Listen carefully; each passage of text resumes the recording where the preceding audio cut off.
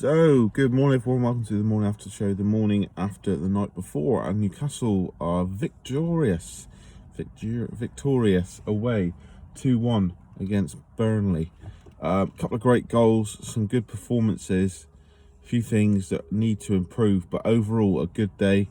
We capitalised well on results going our way. Fulham losing, obviously Burnley are now a direct rival again in the race to avoid relegation.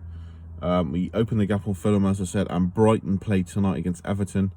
If Everton play well, they should win that, let's be honest. They're a quality side who do tend to lose concentration, but there we go. Excuse me if I cough or start at any point. I've literally just had my COVID test. I'm on the way home now, so I'd stop and do this here. So yeah, good result yesterday. First of all, before I go into the game, I put a little status up on the Newcastle fans TV group or banter news page, just saying, look, it's so frustrating. It wasn't a perfect performance, don't get me wrong. We struggled at times, particularly in the first half, but we won the game. We're in a relegation fight where 3 points is all that matters. Yeah, performance is almost irrelevant. It's all about the results, points on the board. And it's just people just saying, "Oh, it's so and so was shit. So and so was shit. It's not good enough." Blah blah blah. All right, it's not really good enough, but for Christ's sake, can we not just enjoy the win? Like, it's almost like people are straight away. They're just not even acknowledging the result, not even acknowledging the 3 points straight away. Bang on the Steve Bruce get out. Don't get me wrong, I'm not sticking up for Steve Bruce. He made some good decisions yesterday, but I still think I'm still Bruce out. There's no doubt about it. But can we not just stop for 1 minute, get off the negativity train, and just fucking enjoy a win and some lovely goals? It's just like I said, there's so many muppets in the media saying that we expect too much, and you think, oh, where has this false narrative come from? And you see things like that and you think, yeah, I can see it. Anyway, so lineup, I was hoping for a 3-4-3 instead of the 3-4-1-2, thinking that Saint-Maximin, how do you get Saint-Maximin and Miggy into that formation together? I thought you could play Miggy on the left of the front three, then ideally Wilson, but more than likely Gale in the middle, and then Saint-Maximin on the right. But he went for the 3-4-1-2, which was successful against Spurs. Fair enough. Dubberz in goal, three centre-back trio of Dubberz, Clark, Fernandez. Then you have four across the midfield was Matt Ritchie left, Jacob Murphy right, John Joe and Sean in the middle. Then you had Almiron in front of them, but sometimes he was alongside them, so it could have been a 3-5-2, but he was the more prominent, more forward of those three, Miggy Almiron. Then you had Joelinton and Dwight Gale up top. Obviously, two players who are not in massive goal-scoring form. I know Joelinton's just scored against Tottenham, but, he perhaps should have had at least 4 or 5 over the last sort of 2 months. Anyway, let's go through it. Dubravka, wow. I said on Twitter as well that I don't think that this is an underrated performance, because not many people, everyone's raved about Saint-Maximin because he come on and within like 7 minutes had scored and assisted, which is great. But Dubravka, wow. Some great saves. The one save that stands out is when Dummett, who played well, is trying to clear, and he just fires it towards his own top corner, and Dubravka saves it. But to me, the most pleasing thing was you could hear Dubravka a lot on telly, and particularly late on when we were aerially bombarded, they were just smashing balls in from wide, long balls up, corners. I think Burnley must have had about 12 fucking corners. At one point it was just like 4 or 5 in a row, and he did well. He punched well from corners, but the late on in the last 10 minutes when we looked a bit nervous, the amount of long balls forward or crosses he just claimed, ran out, caught them, and it just takes so much pressure off. Because, excuse me, don't get me wrong, Clark, Fernandez in particular were doing really well at clearing those balls, But when you've got a dominant goalkeeper who just comes and catches, it's just everyone's just like, ooh. And because he can catch the ball, he can then take his time, wait for everyone to go out. It just kills a bit more time, doesn't it? Dummett obviously nearly scored an own goal, but I think he was really good. Some good tackles, some good clearances. All three centre-backs, really, I'll do them all at the same time.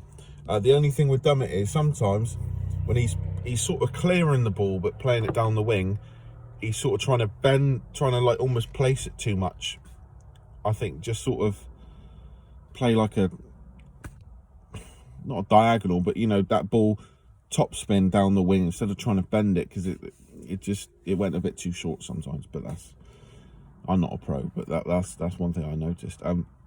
Fernandez, great to see him back, battling display, some good headers. You could hear him organising. Like I said, all three were good, all three were solid.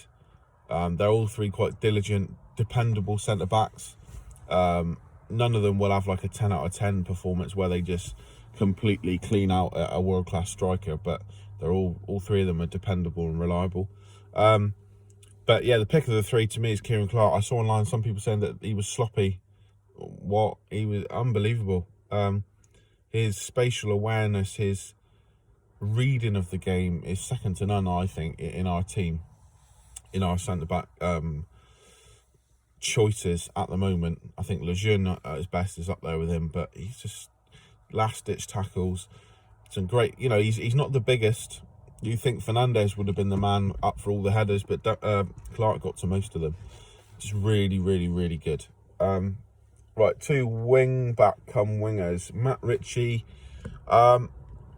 good organising again. You heard him talking constantly. Some decent passes. Got some balls into the box. Not the best crosses in the world, but they gave Burnley something to think about. Didn't have a lot to aim at times, particularly in the first half. First half, overall, we were a bit lacklustre. Not as good as he was against Tottenham, and I think that's fair to say for most of the starting 11. But he was decent. He was always an option up and down that left flank. He covered well. The Burnley goal came from the other side, where, to be fair, the whole team's at fault, but we'll get into that. So yeah, decent. Not his best performance, but definitely had to start after the Tottenham game, and I should think he will start against West Ham as well. Jacob Murphy, right. Now, I'm usually always one to praise Murphy and stick up for him, because I think on his day he's a cracking little player. He's always willing, I say this every time, he's always willing to take on the ball. He never hides away. He's always enthusiastic, always has ideas, always takes responsibility. Scored a great goal. However, it was an up and down game, particularly in that first half. I can think of one occasion where I think it was Ritchie wide left, gives it to John Joe, who gave it to Sean Longstaff, and he sort of has to dig out a pass because he's under pressure. But there's nothing wrong with it. It's a nice long floating slow ball across the pitch. Murphy has plenty of time to see it, goes to control it and just completely misses it. Now, I've done that in games, but I'm a shit football player, whereas he's a professional. He gave the ball away a lot in the first half. It was picked up on commentary. The balls down wide from Miggy, from Murphy, were just rubbish, really, to Gillinton. However, he picked his game up second half. Defensively, in the second half, he was better, and scored that great goal. So, mixed bag. I think if he can iron out, because I paused it when he missed that ball, and my mate came in, because I was at work, my mate came in, he was Everton fan. I said, look, I rave about Jacob Murphy. He goes, yeah. I said, right, well, this is why a lot of people don't rate him. Press play. And he's like, oh my God. So if he can iron out stuff like that, I think he's got to be a regular. Midfield pairing, John Joe Shelvey, not dreadful. Got back a little bit in the first half, but he just doesn't look the player he used to be, unfortunately. His passes aren't as incisive as they were. Some decent passes, but he looks quite static at times. He didn't move around an awful lot, but excuse me, got an ulcer coming out. He wasn't horrendous. He wasn't bad. It was just like I've only watched the game through once, but I can't think of much that makes me think, yeah, well, you know, that was good. Sean Longstaff, on the other hand, there's a few moments that come to mind. Some great tackles. Whoever's playing alongside Jonjo Shelvey, and this is probably why Miggy was not wide and why he was in part of that midfield triangle. It's because whoever plays alongside Jonjo Shelvey has to do a lot of work. And Sean grafted, some great tackles, decent passes, give the ball away once or twice, but decent passes. Harried them, pressed, got forward when he could. Just a good performance. It wasn't amazing, but that was more like the Sean Longstaff of the 18-19 season, and it's nice to see. It's good to see. If we can just have his brother back as well, it'd be brilliant. Miggy ran around a lot, as he does, put in lots of graft, lots of effort, but apart from that, in terms of quality with the ball at his feet, it wasn't really his day. Like I said, same with Murphy. Balls to Joelinton down the channels in the first half were rubbish. He sold people short. Not sold them short, but like passes were going towards people with no chance of them getting it. But put a shift in for the team. Subbed off for Jeff Hendrick late on in the game. Arguably that should have happened sooner. Maybe Willock instead of Hendrick, but that's probably just bias against Hendrick because I don't really rate the guy. But yeah, Miggy, effort as per, enthusiasm as per, desire as per, quality not today. So the two strikers, Dwight Gale could have scored in the build up to the penalty incident. I forgot to say about that. Yeah, I'll get to that in a minute. Sean Longstaff got kicked. Should have scored in the build up. Should have, could have. Good save. Other than that, didn't really have any chances. Some good movement, but that's another game without a goal now, Dwight. And you've got to think, with Callum Wilson getting what, for 35, 36, 37 minutes, another week of training, you got to think that's possibly Dwight Gale's chance gone, and he's not delivered. He's had a decent run of games against some decent opponents for him, and he's not delivered at all. So there we go. I say he's not delivered. There's been some good saves, but we bring him in to score. You know, like Malcolm McDonald said on the Newcastle United fans TV a while ago. You know, miss, score, miss, score, score, miss, sort of thing. And it's just been miss. Which is a shame. I'm sure he'll score sooner or later though. Joelinton couldn't use his physicality as well as he did against Tottenham. The Burnley defenders sort of dealt with him at times. Again, he looked willing. He looked up for the challenge. He didn't hide away like he has done in previous months, particularly before Christmas and the sort of at times last season. But couldn't really do much. And he was taken off early into the second half, as was Dwight Gale. Right, two subs coming on. Callum Wilson. You can tell he's not played for a while. He looked very rusty. His touch wasn't great. But he ran around. He looked fit. It looked pacey. It lifted the team, bringing him on. I haven't really got much to say about Callum Wilson because he didn't do a lot. He didn't have any chances. Yeah, he had some decent touches, but he had some wayward touches as well. Like I said, he's been out for so long, it's expected, I suppose. Starman, ASM, come on, change the game. Oh my word. I said in my Friday reflections, I would start ASM purely off the back of what he did to Burnley last time, where he scared them to death with his pace. And his goal, which we'll get to in a minute, was a carbon copy, pretty much, of his goal against Burnley earlier in the season. But he come on. I'm not criticising him, but I think he looks slightly overweight. Which is rich coming from me, who's a fat bastard at the minute. But he doesn't look ripped. Not that it matters, because it doesn't affect his pace, obviously. But he come on, lifted the team, got on the ball, drove at people, some positive passes, some good touches, goes down the right hand side, doesn't do anything flamboyant, just turns in, turns out, stands the defender up, just rolls it back, lovely ball. Such a simple pass really, but it was perfectly weighted, like they said on commentaries, to give Jacob Murphy that opportunity to say, it's on you, pal. Boom, goal. A couple of minutes later, he picks up the ball at the halfway line, like the goal against Burnley earlier on the season, drives at them, runs and runs and runs and runs at them. They back off because he's so quick, he's so confident. They back off, giving him space. He turns inside, left foot just outside the box, boom, bottom corner. What a goal. What a goal. Oh my God. Like I said, Dubberz was brilliant all game, but ASM changed the game. If he didn't come on, we would not have won that game. Would we have got a draw? Possibly, because we had some chance, a few half chances here and there. Maybe Wilson would have finished one off, but wow, what a goal. Jeff Hendrick come on. Didn't really do much. When he come on, my mate said, "Oh, why are they bringing him on?" I said, "Well, because he won't affect the game going forward." Said, but he's safe. He won't.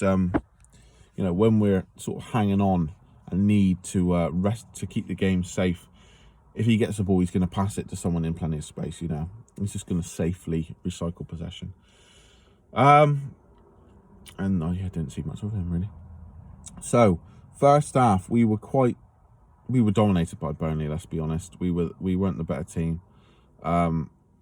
We looked good with the ball, but then we went through phases of just being hammered. When they scored, it was our throw-in. If I remember rightly, it was our throw-in. Fernandes throws it to Murphy. Murphy gives it back to him, and then Fernandes just sort of plays. So Fernandes gives it to Murphy. You give it back to Fernandes, and then he just plays it there, and it just goes out. And you're like, would you expect Murphy to get from there to there that quickly? They seize on it, play it forward. There's an acre of space in the midfield. Well, I think it's Westwood or Lowton just drives into, plays the ball to Woods, goes down the outside, has all three centre-backs drawn to him, plays it back. Someone should have been picking up Vidra, probably Longstaff or Shelvey.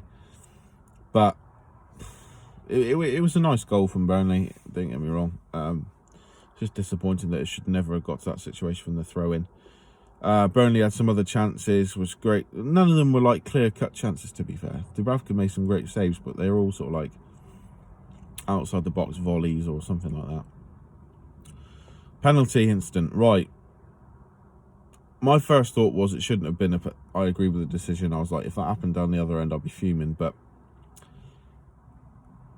it's high foot, it's dangerous tackle, dangerous play. Anywhere else in the pitch, that is a foul. Therefore, a penalty in the box. Should have been a penalty.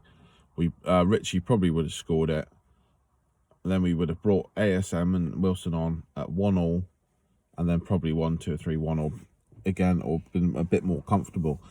Dwight Gale has a shot saved in the build-up to that, which is probably unfortunate. Second half, for that spell that ASM and Wilson, when they first come on, we dominated Burnley. We were all over them. Got our 2 goals, pushed for a bit more, couldn't get a third. Then they resumed control, started bombarding us with balls in the air, high balls, crosses in. The boys at the back defended well. Dubravka claimed some hot potatoes. And overall it was good. Steve Bruce, another friend of mine texted me, he's a Man United fan, saying, Newcastle fans are never happy. Well, I wonder if they'll be happy with Steve Bruce. And I was like, well, to be fair, we can't score a goal and you've got our 2 best attacking players on the bench. So, he's obviously going to put them on. However, I've got to give him some credit for not bottling it, because the Burnley, after Fulham lost, I thought, I wonder if he's going to play for a draw like he did at West Brom away from home. He didn't. Was brave with the formation. Smart with the formation. Smart picking Fernandes over Kraft. Nice to see Sean Longstaff retained. Good to see Richie and Murphy retained after their good performances last week. So he's rewarding players for good performances, which is, you can't ask any more than that for a manager, really. Maybe you would like to have seen ASM start, but he did the business coming on. The substitutions, Steve Bruce is notoriously very, very late with his substitutions. You got these ones bob on at the right time. They came on and made the right impact. So yeah, can't really slate the guy. I still don't think he's the man for the job. Still want Bruce out, but yeah, Bruce out isn't a state of current affairs as in yesterday. It's an accumulation of nearly 2 years of dodgy decisions, ignorance, and just fucking baffling things. But anyway, so off yesterday. Oh, COVID notification. Negative. Happy days. Obviously. So off the base of yesterday, brilliant. Steve Bruce, you know, if I'm being picky, start ASM and put Willock on instead of Hendrick. But then Willock is he's a natural sort of Frank Lampard style of, he will try and get forward, and maybe in that moment we could have got broke against and left Jonjo Shelvey on his own defending in the midfield. So who knows? I'm sure if Bruce sent him on and said, look, hold your position and just press and run around like an idiot for 10 minutes, just pressuring everyone, I'm sure he could have done that. So yeah, overall, good performance. Look forward to West Ham on Saturday, who looked fantastic in attack yesterday against Leicester. However, they've scored 9 goals in their last 3 games, and they've conceded 7. 3 against Arsenal, 2 against Wolves, 2 against Leicester. So if West Ham are playing like they're playing at the minute, I don't think we'll win, but I think we can definitely score. But that's a video for another day. So 3 points, 32 points, 6 ahead of Fulham, which is the crucial thing.